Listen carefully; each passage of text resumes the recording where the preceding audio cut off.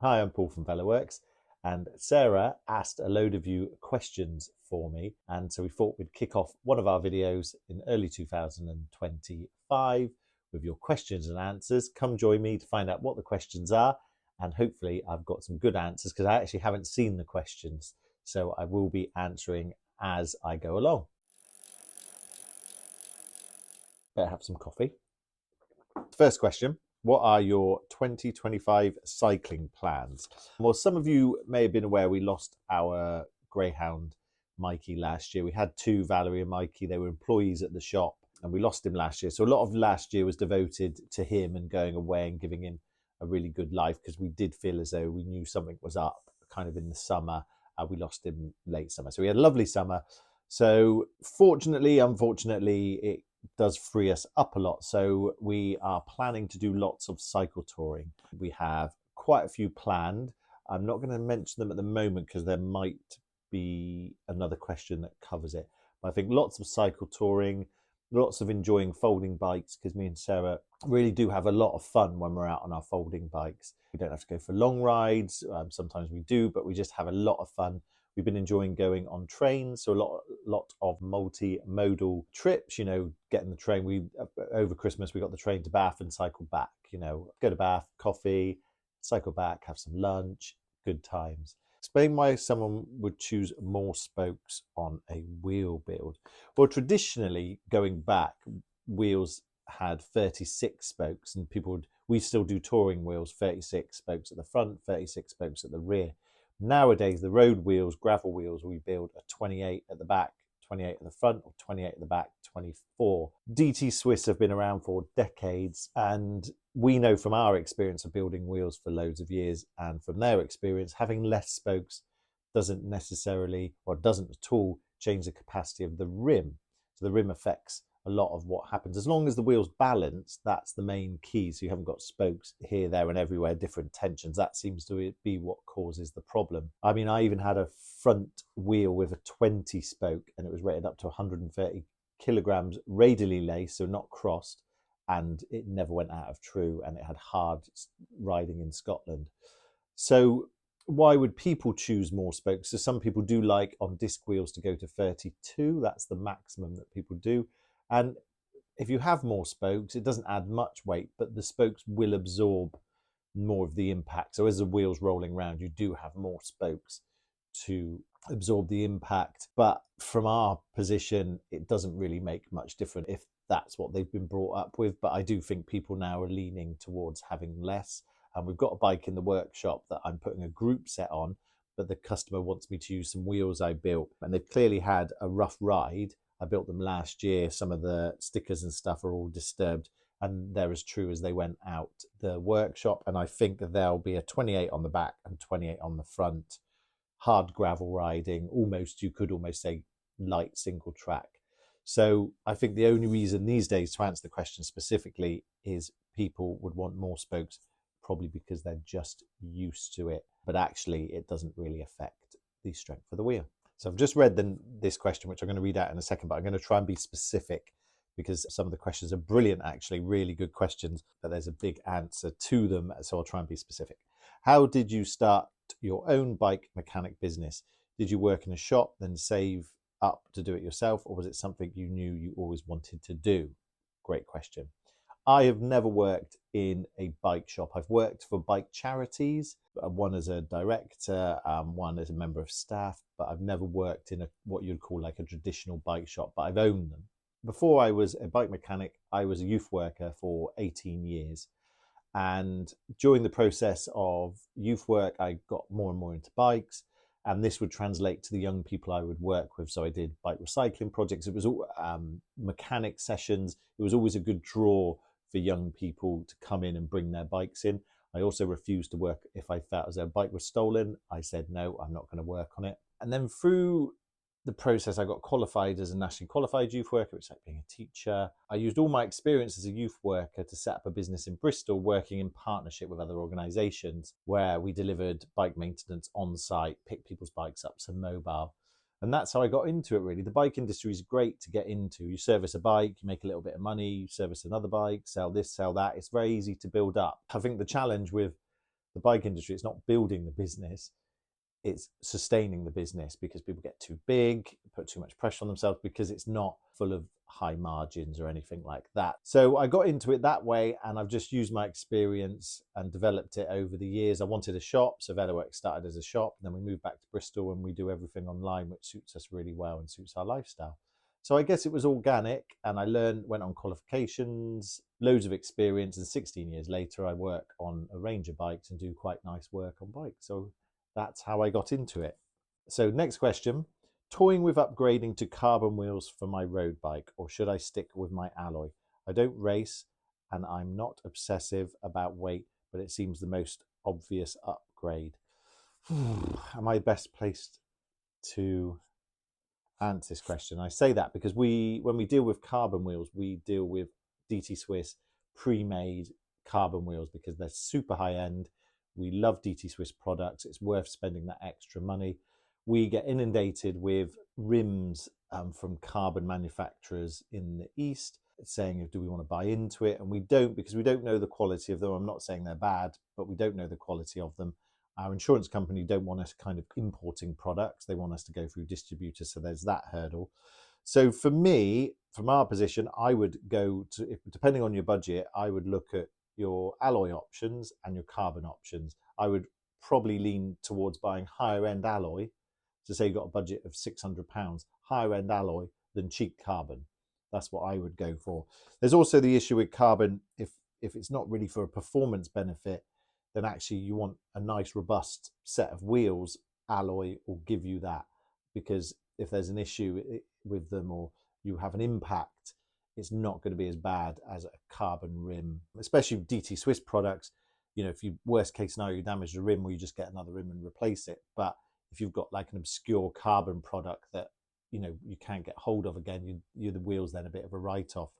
So I would just look at your budget. This is my firm answer. Look at your budget and look at what's out there and read between the lines. Are you buying a cheap carbon product? Is it best to go for the higher end alloy? Because really, the carbon wheels from DT Swiss start around the £1,600 mark for a wheel set. So if you're dealing with a carbon set of wheels that are 700, you really need to kind of look in at what is the difference between the two.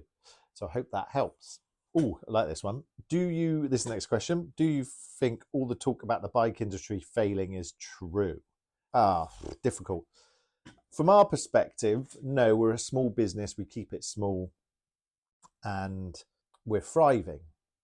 If we got any bigger, would we be able to sustain it? Not sure. We're not planning to get any bigger. The bike industry is suffering because fundamentally people aren't buying bikes as they were. And we had this big boom during COVID, and then there's been overstock. The bike industry, this isn't new for the bike industry. Just before COVID, so what will that been? The Christmas before COVID, it was probably one of the worst winters for the bike trade. It was horrendous. Then COVID hit, and then it was boom. So it isn't new. I just think that companies need to diversify and offer something. I think it's such a long question, but I think the industry is at fault sometimes because it panics, it overbuys, it discounts, and customers go along with that. So especially in like November, late October, November, we just get people wanting discounts all the time. Well, those people want to ride their bikes, but they're not being supportive of the bike industry if that's their attitude, because if they want to everything at discount, well, then people aren't going to make the margins to feed staff, run their buildings, pay electricity, and produce new products. So I don't think the bike industry will fail. I think that bigger companies that have been used to this, consumers buying bikes every year, they're going to have to change, and they're maybe going to have to change what they do. And maybe people need to be offering products for longevity instead of 2024 model, 2025.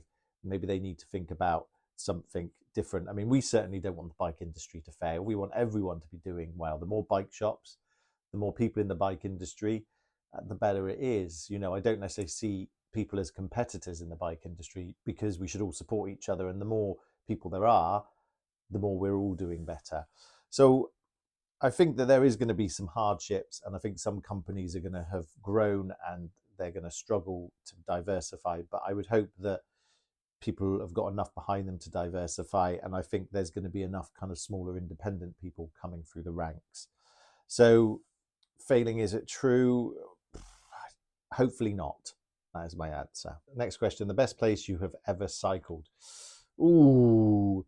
So I think for me, France is the most enjoyable cycling I've done. I've absolutely loved cycling around France. The people are so supportive of cycling. You know, if you get the weather's better, cycling, you know, over between vineyards, you know, going to a cafe, little coffee and a croissant, love it. And one reason, as well as many others, mainly to do with family, but one reason we moved back to Bristol is we couldn't get to France to go cycling in the summer because it was so busy, and you imagine we'd have to come down from Scotland, then go to France, so it adds quite a few days to the trip. So being in Bristol, that's something we have planned and something I'll come to in a while. Also Scotland, so I'd recommend for anyone cycle touring, go to the islands, whether it's the Southern Hebrides, Central or North or the Outer Hebrides. Go and park up or get a train, leave your vehicle on the mainland and get a ferry with your bike and go cycle touring. It is wonderful, the experience of getting a ferry and being out there just with your bike. I hope to do a lot more. So I'd say 2, France and the Hebrides. Okay, next question. I keep getting punctures. I've made sure my PSI is correct. What do you recommend, or any particularly good tyres? So it would depend on what type of riding you do. Touring, they're not super elegant, but I always recommend Schwalbe Marathon Plus. They can take a pin in without puncturing when they're new. They are brilliant. I have them on my Brompton. Yeah, they are just so good. It's very difficult to get a puncture as long as you're pumping them up to the right pressure. Always check the inside of your wheel to make sure that there's nothing inside causing punctures. A good option to do when you're checking punctures is to keep the inner tube in place, so keep the valve in place, but undo the tyre and the inner tube, pump it up and find where the hole is. If it's on the inside of the inner tube, then it's something inside the tyre wheel that is causing it. Vittoria are great tyres. They're super puncture proof. They do some quite nice, elegant tyres. And I guess just trying to get a tyre suited to where you ride. I've had some Panaracer Gravel Kings in the past. Never a puncture in the forest. Super hard riding, nothing. But as soon as they saw a cycle path, punctured all the time, to the extent where I had them set up tubeless and I had to put a tube in them because it ripped through the tyre. So, but I would definitely recommend for day-to-day and touring Schwalbe Marathon Plus. Next question. I've had many, shall we say, impolite comments about my Brompton, and I sometimes feel self-conscious riding, even though I absolutely love it. Either from pedestrians or real cyclists, any tips on feeling more confident while riding a bike? So this is a good one. So when I bought my Brompton, which people, if you watch our YouTube channel, there's lots of videos about. I bought it in 2015 in Glasgow. I was literally laughed at. Like, there were no Bromptons anywhere, and I was laughed at. Some people were just like, should I do a Glaswegian accent? Hey mate, what are you doing on that wee bike? You know, it was just laughing. And some people, they didn't even say anything, they just laughed. I always think you need to switch your mentality, that it's better to have something that stands out and that you love, and what's the words for it, not to be a trendsetter, because there's loads of Bromptons everywhere, but you enjoy your Brompton, and that should be the enjoyment of you being on it. If someone else doesn't get it, like other cyclists, especially really serious cyclists, they won't get it, and if they don't get it, well, that's a bit sad for them because they don't have the breadth of experience. They don't have to love Bromptons at all. They're not for everyone. But just to kind of laugh at them just means that you don't really understand or get it. It's like laughing at someone on a turn utility cargo-y bike type thing. They're there for a reason. They're great. So we should be supportive of it. So I would dig deep and, feel good that you're on this bike. They are just so good. We recently joined a Brompton club, and the people there, one of the guys says that they should be prescribed on the NHS. They're older, and that's his way of getting around. The bikes in any form can be a lifeline for people, and I think it's really important to celebrate it. And if people think that it's silly. Well, they then just got a very one-dimensional view on bikes, and in some regards I feel sorry for them. So I hope that helps, but you've got to dig deep, be strong. Okay, what's next for your YouTube in 2025? So YouTube, the way we do our videos is we kind of think of them and we have a list of ones that we want to do. And thankfully, we're in a position where we don't seem to run out of ideas. Whether people like them or not, that's obviously up to the individual video. But we seem to have enough content without forcing ourselves. We have launched a website that supports our YouTube, so there will be some more kind of product drops, because at the core of it, the YouTube supports our business, and that's the biggest thing. We get loads of sponsorship offers. We were asked to be ambassadors for a brand, but we're not going to do any of that. We want to have a really sustainable business, and for us, and for me, it's really important for us to be in control of everything. So relying on doing random promotional videos for people, like we were offered an electric bike before Christmas. It was like, well, it's an electric bike, you know, but it's not what we want. We don't really like electric bikes. We certainly didn't like the product, so we're not going to just go out and do that. And last year we had some experiences where we didn't enjoy doing that. So definitely a lot of our own kind of individualized content, loads of cycle touring, but one really big thing, which you might be able to guess or you might not.